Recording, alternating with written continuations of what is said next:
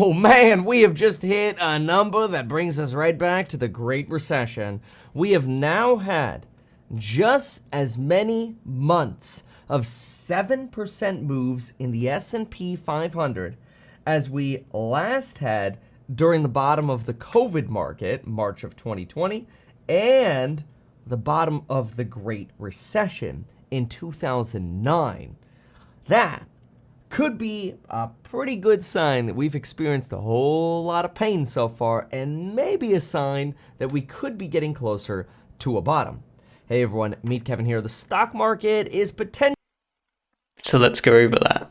There's this idea that a more volatile market may signal that the market is the most panicked it's going to be. So now would be a good time to buy. So it would signal the end of the bear market. I'm going to explain later why I don't think that's the case, but we'll let him finish his points. Getting closer to a bottom.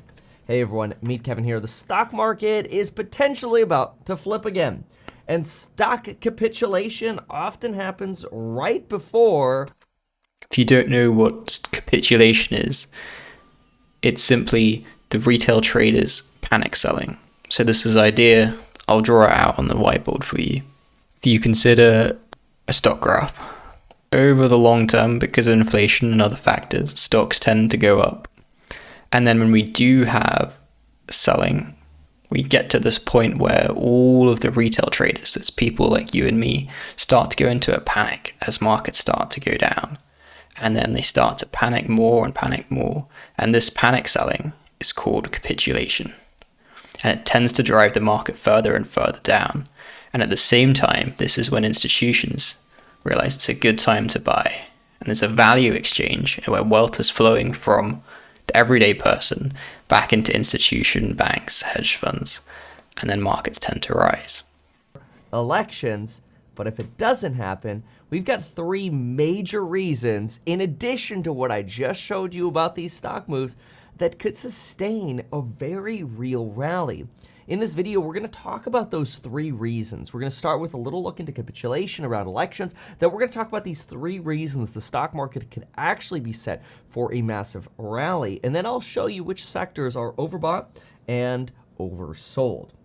So first, let's go ahead and take a look at capitulation, which is really extended selling or substantially more selling than buying, especially amongst the retail cohort, right around elections. If you've been a subscriber of this channel since the 2020s, you remember, oh, that sounds terrible, since 2020. We don't want to sound that old, since the 2020s. Oh my gosh, it's like we're in 2030. If you've been a subscriber since 2020, you remember I was buying the dip like crazy, right? To the Moon rocket launch in March of 2020. That was great, and I never thought we'd see that kind of pricing again, yet on some stocks, we actually are starting to see March of 2020 pricing again. Just look back a couple years, it's scary. But what we also saw was right before the presidential election, we saw a lot of capitulation, a lot of selling, a lot of pressure in the stock market to sell. Take a look at this chart, which shows you that. Not only do we see that sort of capitulation right around the March 2020 era right here, which is this sharp light blue line here, but we also see that right here, the November 2020 elections. I remember in the 2 weeks right before that, thinking to myself, man, what is with all this selling? You know what it is? It's uncertainty about the potential for contested election. Now, this election, midterm election, where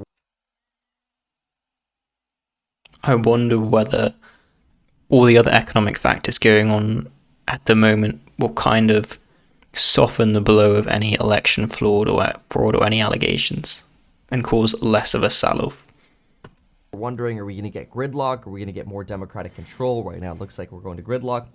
And what's fascinating is we still have 1 day left to see some form of capitulation moves here. We did have negative moves last week, but we're not quite in any kind of capitulation spike territory. We're still, according to VandaTrack, seeing positive net buying from retail.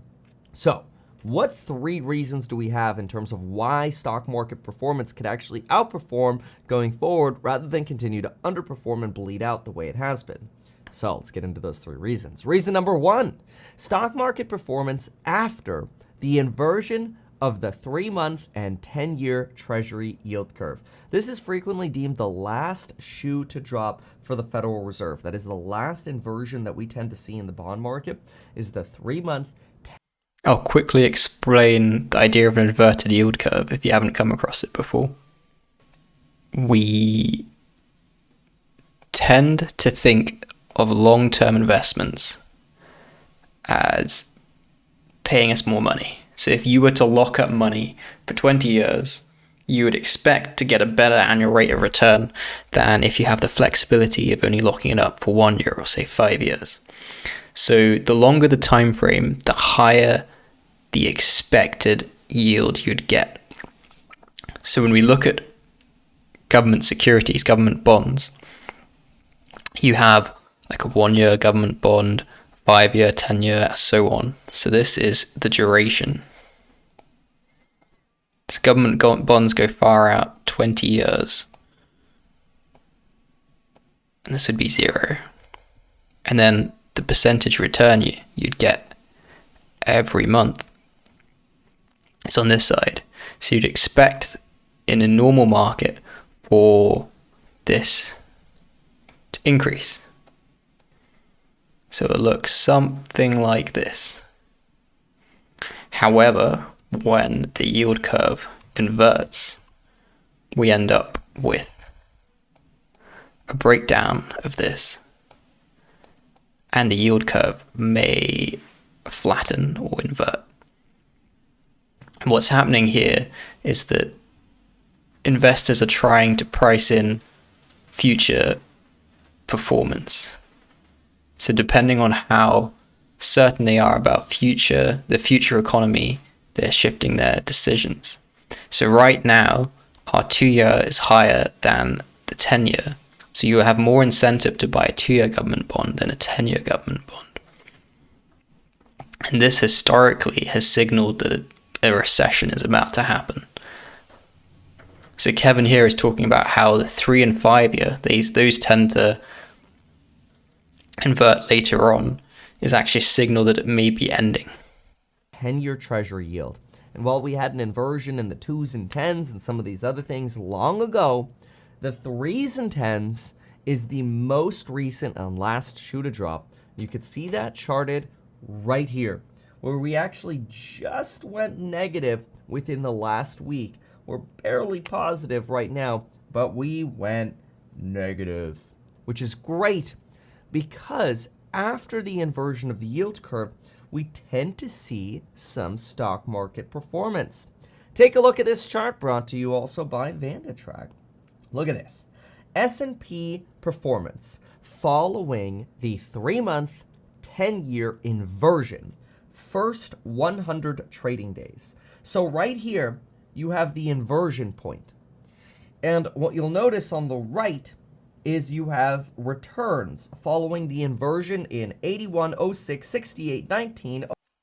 So you can see that most of the outcomes are positive and large, and the few negative outcomes are quite small. 78, 73, 89, and 98. You notice the max downside that we got was 3%.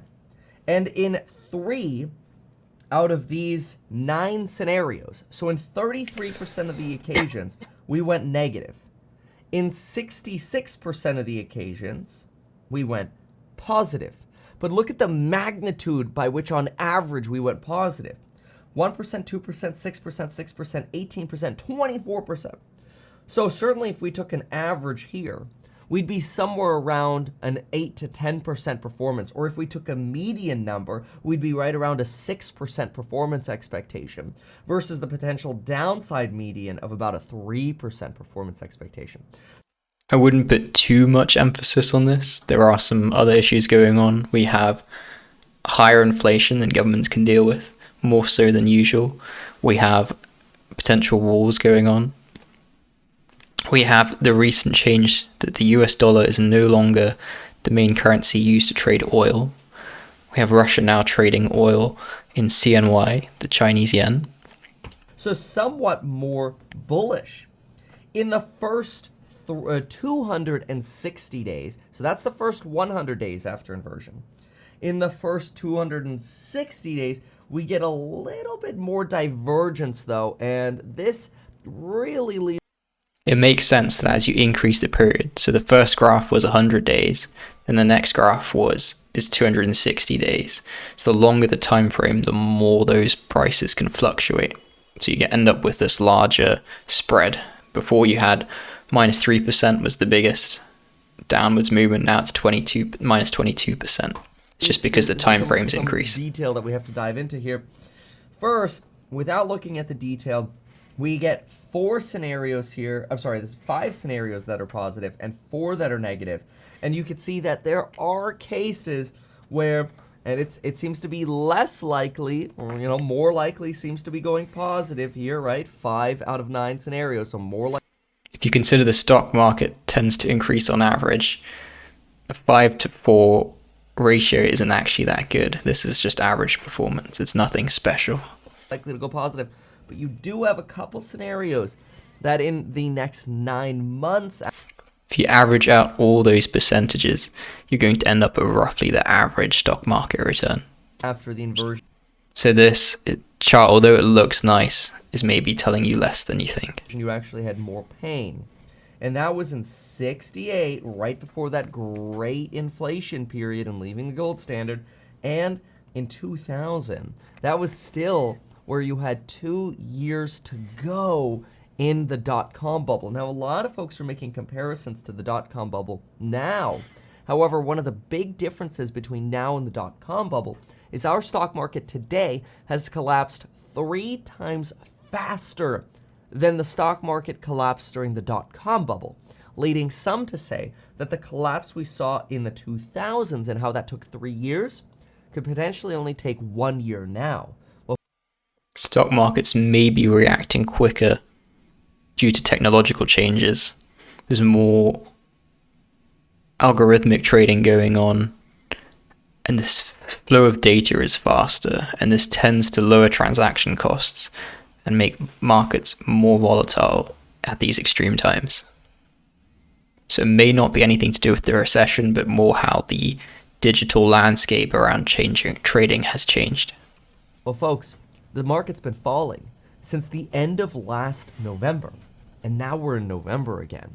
3 times faster, 1 year negative performance. Does it mean we could potentially be at a bottom? It's hopeful, but nothing is certain.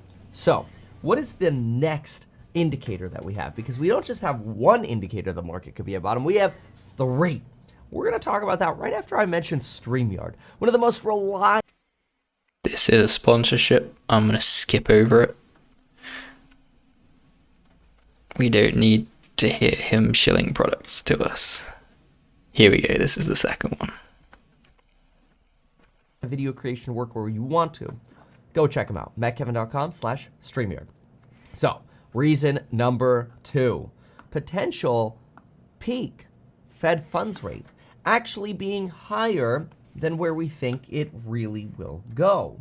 Now, this is an interesting argument because if you look at the current Fed curve, markets seem to believe that the Fed is going to hike all the way to about 5.25%. And a lot of this comes because of the Wall Street Journal and good old Nikki leaks talking about how we're going to probably see, or we could see, right? They like to use words like may or could. We could see 5.25 or 5.5 as a terminal Fed funds rate. And this has led markets pretty red last week because, we had also pretty hawkish Powell, mostly after somebody suggested that stocks were going up and markets were responding positively, even though they weren't. This is the most stupid suggestion a reporter could have ever made during a Federal Reserve press conference. But anyway, 5.25 is what the market is currently pricing in as sort of a peak Fed funds rate. And this could also end up being flatter, which would be a problem because this here would signal more pain for stocks. And if we get a little bit of a steeper... As I said before, the higher the Fed fund rate, the greater the incentive is just to park your cash in government bonds rather than to invest in the market. Sort of return, we'd have some gains. And that leads to lower stock market returns if there's less investment in the stock market. Over here for stocks. Now, 5.25 is currently the estimated peak, But that's not actually what VandaTrack is reporting as their potential peak. They actually assess that the peak Fed funds rate could be 4.76%. That's almost a 0.5% lower than the current peak the market is pricing in. And if the market is pricing in higher than reality, then the market's going to have to adjust to a lower rate. What does that mean? Stock market going up. Why could that potentially happen? Well, two potential reasons. Number one is the fact that we're seeing actual observed rents decline significantly faster than what the Bureau of Labor Statistics is showing in their CPI report. Remember, we get a CPI report this week. We get that on Thursday at 5:30 a.m. I'll be streaming it live. And while we don't yet expect the BLS to show any kind of peak in shelter inflation, we know it's coming, which is optimistic, and even the Fed knows it's coming. They're just waiting for this inflection to happen. For the CPI this week, I'm actually relatively optimistic. We're expecting 0.6 on the month over month, which actually, in my opinion, is great because it's relatively high. Last month, we had a 0.4, and anytime we get a high estimate, it's really easy to come in under it. What's bad is when we have estimates like, oh, it's going to be 0, and then it comes in at like 0.1 on the month over month, right? That's bad. But anyway, we'll see what happens with CPI. But this is one of the reasons they give is the inflection point in rents. But the second reason that we should think about, I've gathered this from other sources, but it's also... If you don't understand, so there are 3 lines here. The red is this figure that the Bureau of Labor Statistics uses for inflation, and it lags considerably. Whereas if we look at more real-time information, even though there is a lag, it's less. So Zillow and Apartment List, their average rents have gotten lower relative to previous months. Second reason that we should think about, I've gathered this from other sources, but it's also, I think, very valid, is that payroll growth is set to be at 0% by the second quarter of 2023. That's really going to help drive pressure down on the Fed to keep hiking. So maybe VandaTrack will be correct on this.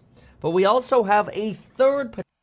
So the lower payroll growth means that the Fed is incentivized to try and stimulate the economy by not increasing rates as quickly. Potential reason to be happy, folks. And then we're going to talk about the oversold and overbought sectors. And folks, it is the potential for a rally post-election. Remember, this red here is post-election. And usually in the about 50 days that are left in the year after an election, about 52 days after the election, we tend to actually see kind of nominal, slightly positive performance. But it's in that next calendar year, starting in January, that we really get some beautiful average long-term returns. Take a look at the chart here. If we get a split House and Senate or any form of gridlock, we're expecting between 1.4 to 2.9% returns on average by the end of the year. And if we look at next year, we're looking at potentially as much as 18.7 to 19% rally mode, baby. So very, very bullish signs here. Where are the overbought and oversold? Here you go, folks. If we compare sectors to the 2-year real rates to screen out what is out of sync with the Federal Reserve's hiking cycle, what do we see?